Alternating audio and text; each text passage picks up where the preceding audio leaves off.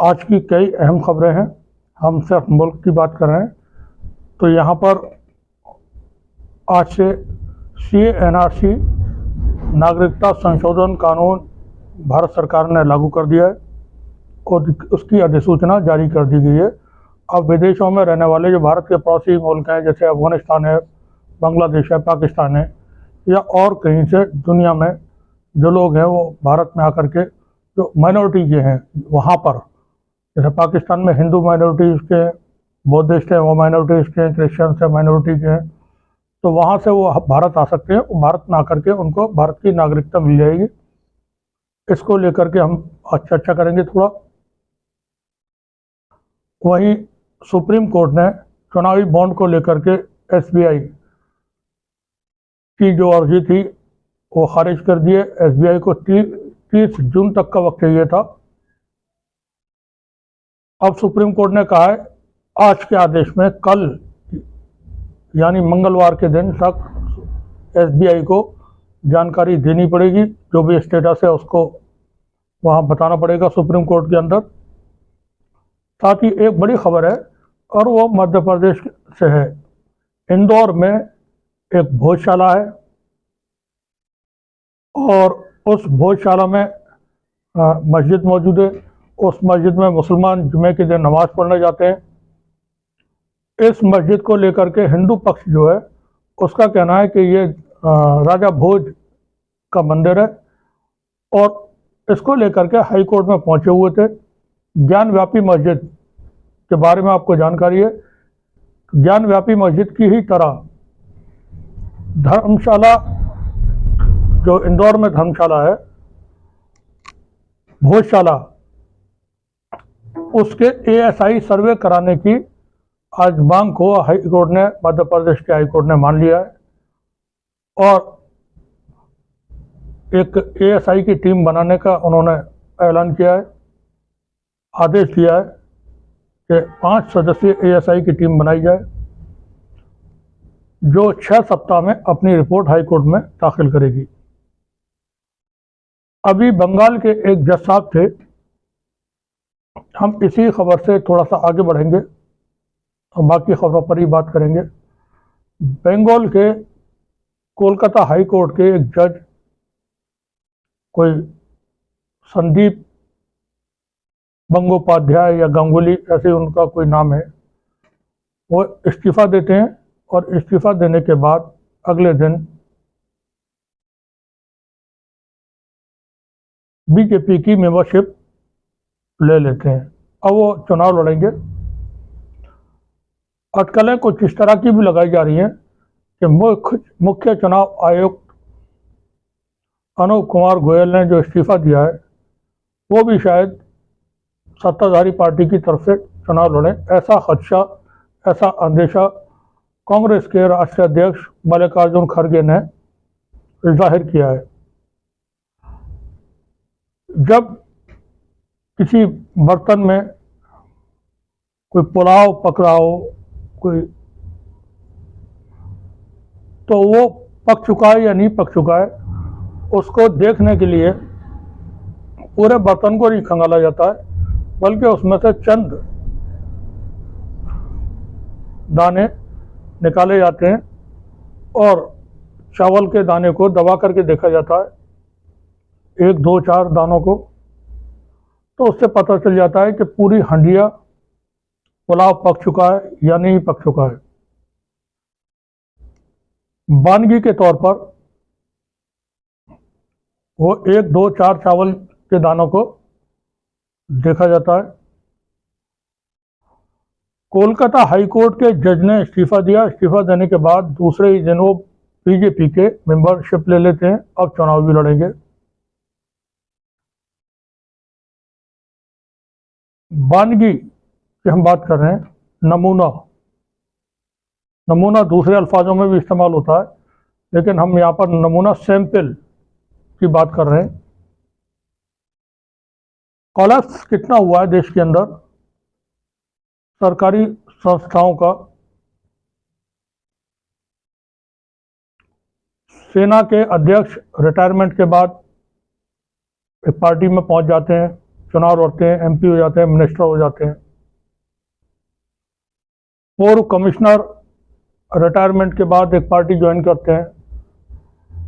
इंसान को हक है कि वो सियासत करे या नौकरी करे या कारोबार करे, कुछ भी करे, या किसी को भी अपना वोट दे, इस पर कोई रोक टोक पाबंदी नहीं है।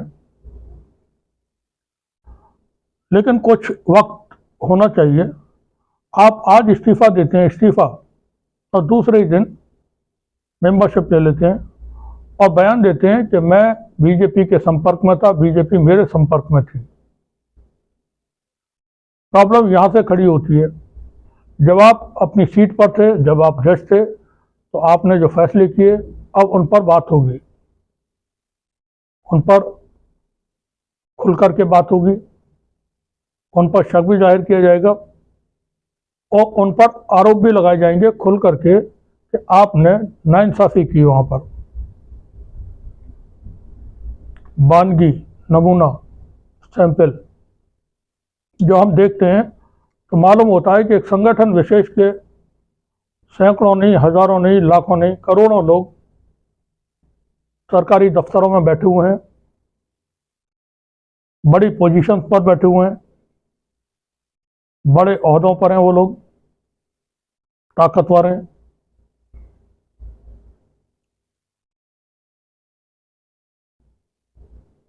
व्यापार उनके हाथ में है।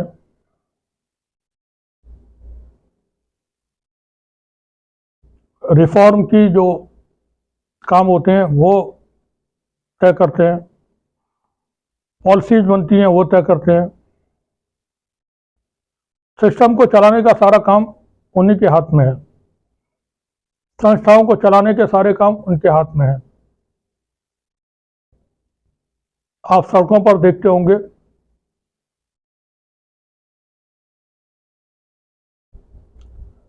एक तरफ धार्मिक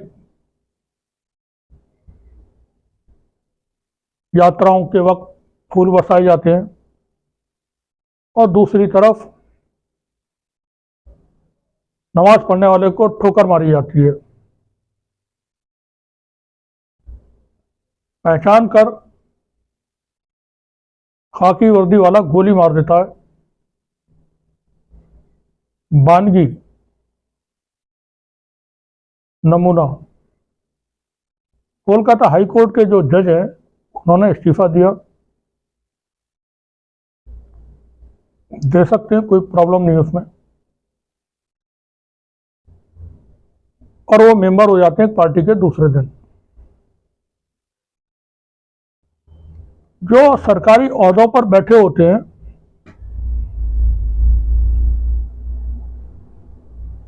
वो पक्षपाती नहीं होने चाहिए, लेकिन हैं, करते हैं पक्षपात, होता है।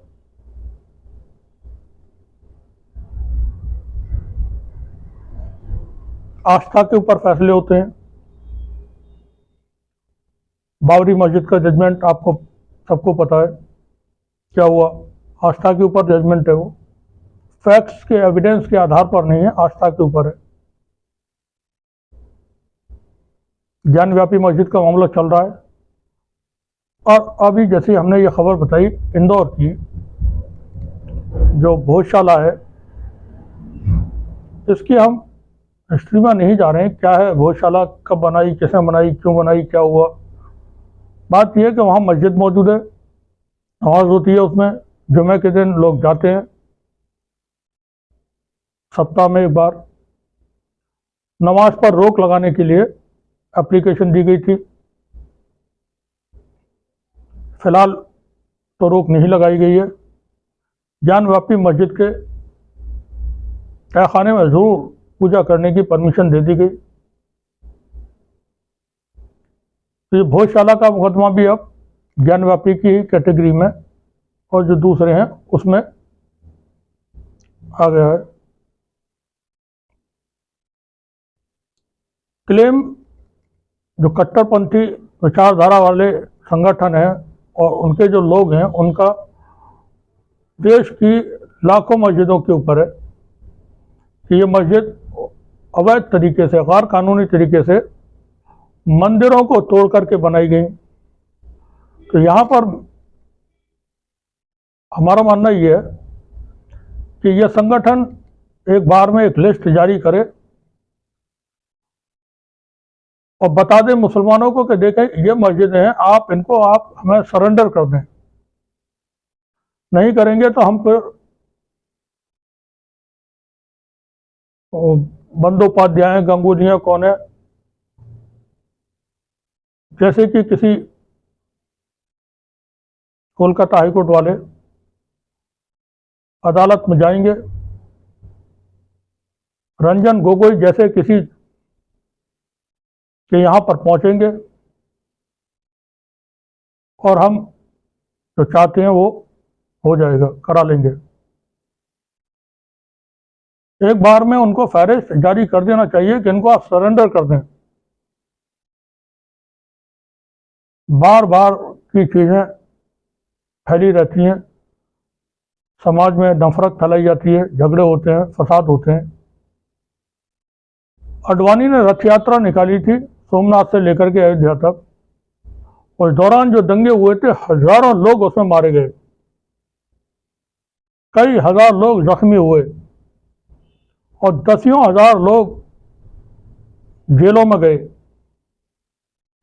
संपत्तियां बर्बाद हुई, दुकान, मकान, बाजार, सरकारी संपत्ति, उनमें आग लगाई गई।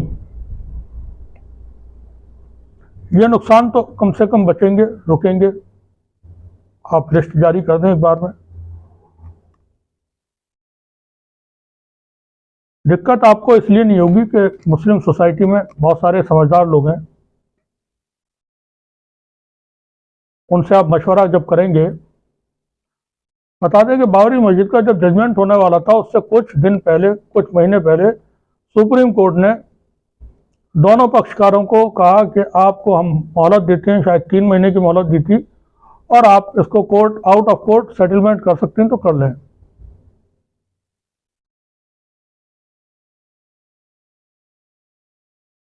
सेटलमेंट हो भी गया उसका।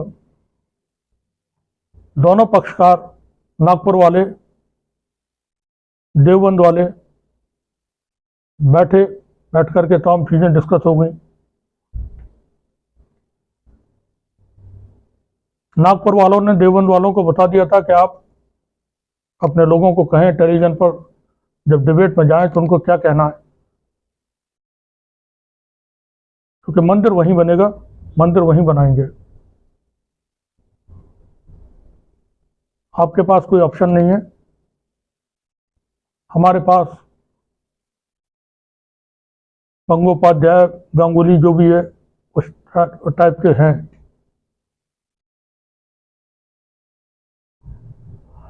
तो ये फिक्र की बातें हैं।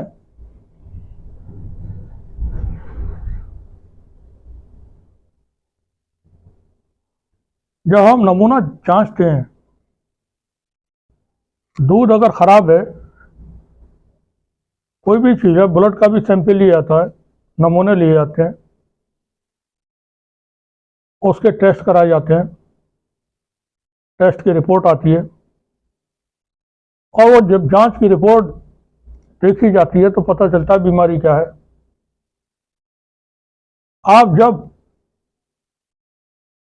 इन नमूनों की जांच की रिपोर्ट देखेंगे तो पता चलेगा बीमारी कहाँ कहाँ तक है, कौन कौन उसमें शामिल है, कितने लोग बीमार हैं।